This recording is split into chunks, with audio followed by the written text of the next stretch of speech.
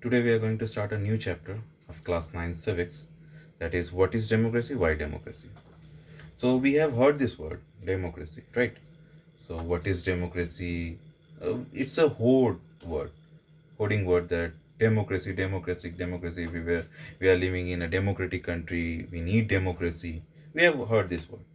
So basic concept of the word is democracy is a form of government in which the rulers are elected by the people. Democracy is a form of government in which the rulers are elected by the people. What does this mean? This means that the people who are ruling on you, that means on us, should be elected by us. So on the basis of this word, that the people whom we are going to elect are the only people who are going to be the government of our country, who are going to elect us. So this is not the basis of the government.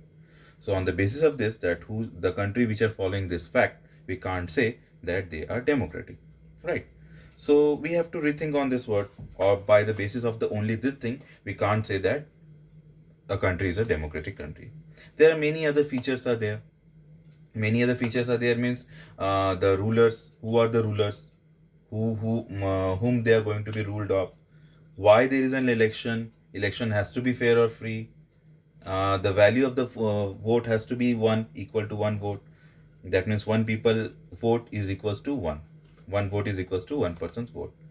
So this concept has to be kept in mind while declaring any government or any country as a democratic government.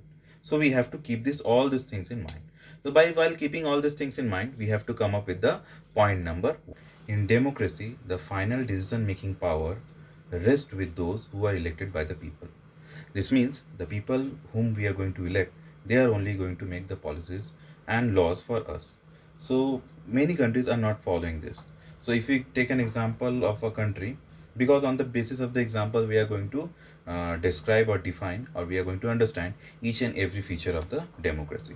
So if you take some countries like Pakistan, so, if you go into the past, in 1999, Pervez Musharraf, as you know this name, you are very familiar with this name, Pervez Musharraf, with the coup of the military, has removed democracy from that country. Okay, he has removed the total democracy, and there were many malpractices and frauds were going on. So, by taking the advantage of this with a referendum, he has declared himself as the president.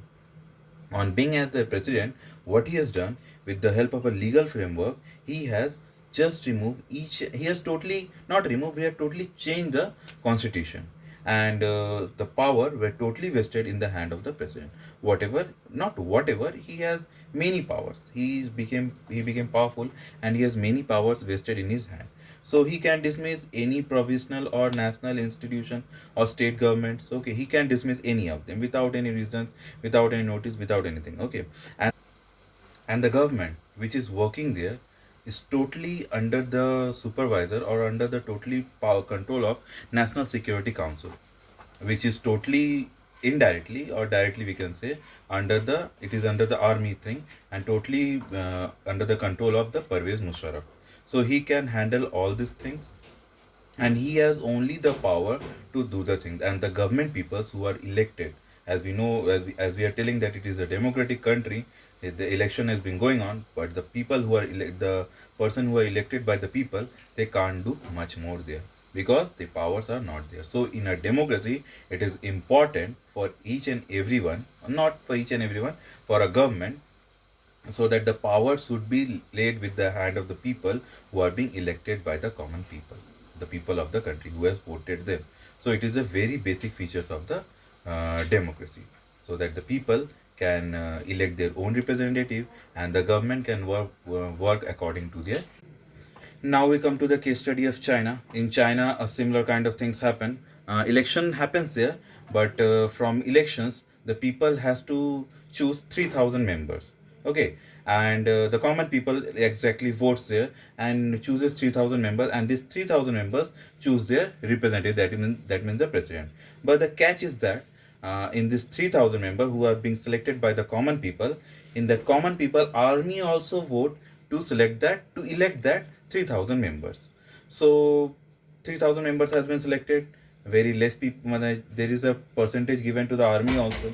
Okay. Second thing that which happens there, if any individual wants to be the candidate in the election, so he has to be a supporter, or he has to be supported by the CCP, that is Chinese Communist Party, or the eight other parties which support CCP. Okay, so that means all in one we can say that the people who wants to be the candidate has to be supported by the CCP, that is the Chinese Communist Party, or the other members who are there, who are the opposition members, they are also the supporter of CCP. So the total scenario is that the member has to be a supporter of CCP.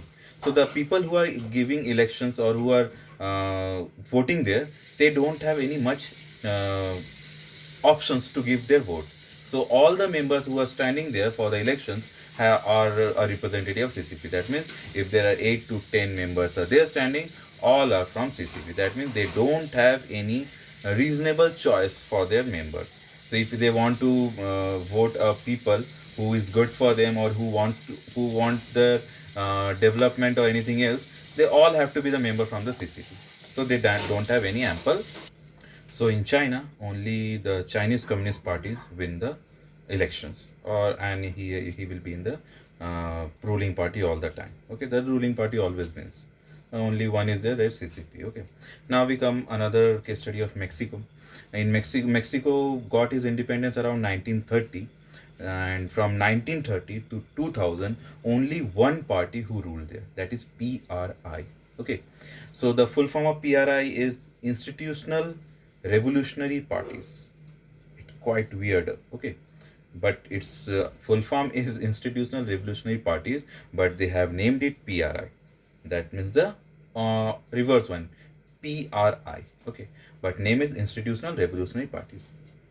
They have been there for from 1930 to 2000, and there are other parties are also there, other opposition parties are also there, but only PRI wins the elections. How? Just come to the points. Okay, they do some tricks and frauds. First of all, what they do, all the government officers who are working there in Mexico has to attend the party of the PRI. That means the election meetings. Sorry, the election meetings of the PRI party. Okay. Second is the government teachers force their students, and sorry, the parents of their student, to vote for the PRI. Third, the media also show the good things of the PRI party, only the good points of the PRI party. Fourth, the people who wants to cast their vote, their polling booth has to be shifted from there to any other place, so that they have difficulties to go into that place and cast their vote. So if the people don't go, so the obvious numbers of votes will be in the favor of PRI. And the fifth and the last one is that the PRI candidate, for the promotion of PRI candidate, for the election promotion of PRI candidate, they used to spend a huge amount of money. Okay, so this is the reason why PRI wins the elections of Mexico. So from the Mexican case study, we come to know that election has to be free and fair manner, and the ruling party must have the chances of losing it. If a ruling party doesn't losing election for a long time, that there is some trick or some unfair manner is going on behind that, that they are by uneven manner or by unfair manner they are managed to win the election again and again. So it is the feature number 2. Now we are coming to the feature number 3. Third feature is that according to adult franchisee, every adult vote is equal to one vote, and that one vote is equals to one value. That means one person vote is counted as one vote value. Okay, so for this we have to again come to the conclusion, or come to the some case study, so that we can understand it better. Okay, so we are going to understand by with the help of some example. So some countries are there which are not following this one vote equals to one value. Okay, if you come to Saudi Arabia, in Saudi Arabia, females are totally deprived of this voting rights. Okay, they don't have the right to vote. Second, we come to the Estonia. In Estonia, the Russian minorities are not given the privilege of voting. That means they have also not given the privilege. And Fiji, a different kind of thing is there in Fiji. The person who are actually born and brought up in Fiji, so the people of Fiji has the vote value of one vote equals to one value. But the people who are outsiders, who are living in Fiji from other part of the country, so they have the value of half, one by half. That means if two-person vote, then that will be counted as one vote, and if one person of Fiji votes, that will be counted as one. Okay, that means Fiji people vote, one person equals to one vote, but outsiders if vote, the two-person votes is counted as one vote. Okay, that means outside person has half value of vote. So for the fourth feature, we have to come across a more example of Zimbabwe. Zimbabwe got independence in 1980, and with the majority of the help of the party ZANU PF. ZANU PF. ZANU PF. Okay, so with the help of the ZANU PF, the Zimbabwe got the independence, and their leader was Robert Mugabe. So Robert Mugabe, after the election, Robert Mugabe has been declared as the president. So with the help of that, that means he has been made a president. He has changed the constitution and gave all the power to the president. That means himself. He has given all the powers to himself. Okay, and he has banned the strikes. That means strikes, if anyone want to propose a strike, or if any people wants to do a strike, that it has been banned or it has been illegal. The people who dislikes him, they have been put behind bars, and they also don't follow or don't follow the court orders also, and the court judges are pressurized uh, to give a wrong decision or the wrong judgment. Okay, and the media has also been in the hand of the Robert Mugabe.